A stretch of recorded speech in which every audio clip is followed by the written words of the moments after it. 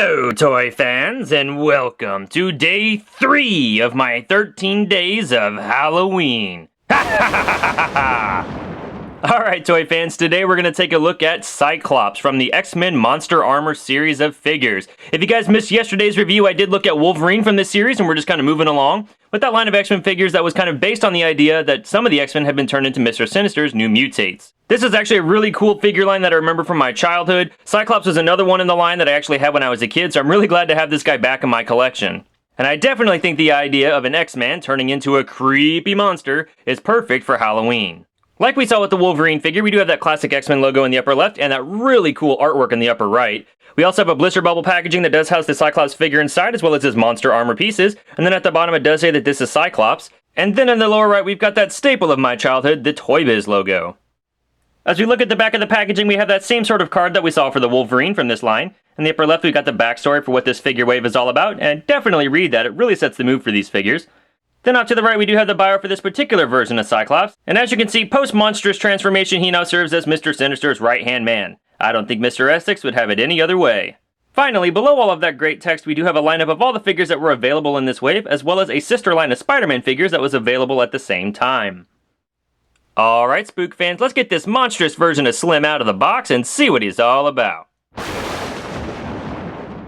Alright, toy fans, here we have Cyclops out of the packaging, and at its base level, this is actually a pretty decent 90s era Cyclops action figure. There's not a lot in the way of paint detail going on. It is a flat blue where everywhere his costume is supposed to be blue, and the yellow itself is a flat yellow, but it's painted everywhere it needs to be. The most color detail you're getting on this guy are on the belt buckle, on the chest buckle, and on the head for the figure. And I gotta say, the sculpt work on that head is actually pretty nice. He kind of has that eternal Gene sort of scream going on with his face. But there's a very clean paint there inside the visor. I like the way that the hair's been sculpted. Just a really nice attention to detail wherever they need it. The muscles are, of course, very exaggerated and very 90s, but also not bad. Now, the articulation for this guy is pretty simple, but it's still pretty nice for the era. He's got hinges in the shoulders, so his arms been up and down. They rotate all the way around. His head will look left and right. He's got full rotation here at the waist, and then his legs do move forward and backward. Now, Toy Biz figures of this era were featuring more articulation than that, as we see evidenced here by the Spider-Man series Red Skull figure I've got here. Figures of this era did actually at least have ankle articulation thrown in, and knee and elbow articulation for good measure. But like I said with the Wolverine figure, I do think they removed that on the Monster Armor figures to facilitate the function of adding on the snap-on Monster Armor pieces. So let's go ahead and take a look at these snap-on armor pieces, because that's where I think this Cyclops figure really shines. We've got a set of feet, a set of hands, and then the headpiece for this figure. And all of the sculpt work and the paint work on these things are phenomenal. Taking a look at the headpiece, you've got tons of musculature detail sculpted into the head, which looks really nice and gruesome. The teeth have been sculpted nicely and painted very cleanly, as well as the inside and the surrounding sides of the mouth there. You have a very nice eye here with tons of sculpted veins around it. The iris and the pupil have been painted. There's even a reflection of light there painted on the eyepiece. And then we have this bony spine structure coming out of the back of the headpiece.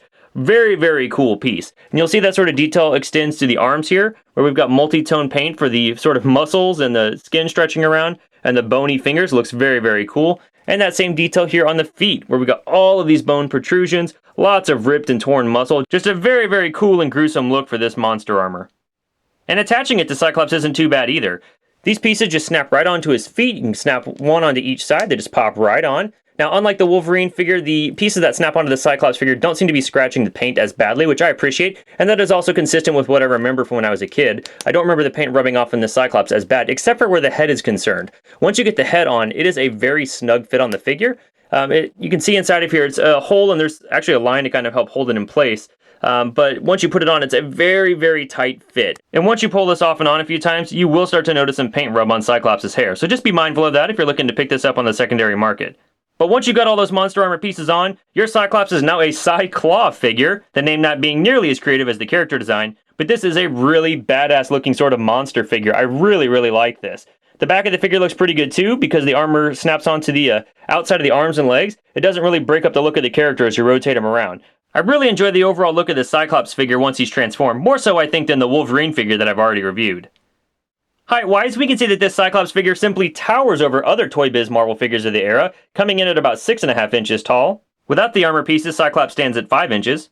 For some size comparison, here he is compared to a Spider-Man series Red Skull figure released by Toy Biz in 1998.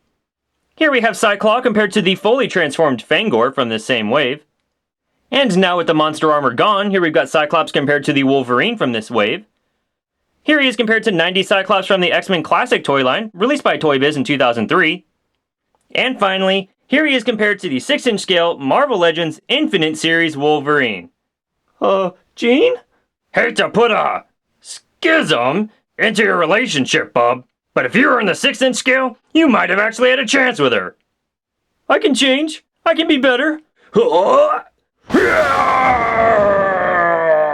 See? I'm taller now. Kiss me, Gene. Logan, I'm gonna be sick. Ha ha! You're making this too easy for me, bub. Alright, toy fans, well that's my review of the Monster Armor Cyclops figure released by Toy Biz in 1997. Overall, much like the Wolverine Monster Armor figure we already looked at, I like this Cyclops figure quite a bit, in fact probably more. This is a really fun line of X-Men figures and one that any horror fan should probably check out, or anyone who loves the more creative X-Men figure spin-off lines that Toy Biz gave us in the 90s. For that reason, I'm giving this figure a full recommendation. And with the secondary market value ranging between $5 to $10 on this guy, he's pretty easy to get your hands on. So if you're a fan of retro X-Men figures, definitely check him out. Well, thanks for watching this review, toy fans. I hope you enjoyed it. This has been day 3 of my 13 Days of Halloween review series. Make sure to be leaving a comment below so you can get entered into my contest to win some pretty cool prizes. This time, let me know what your favorite Cyclops costume has been that he's worn over the years. Good luck in the contest, thanks for watching, and we'll see you next time.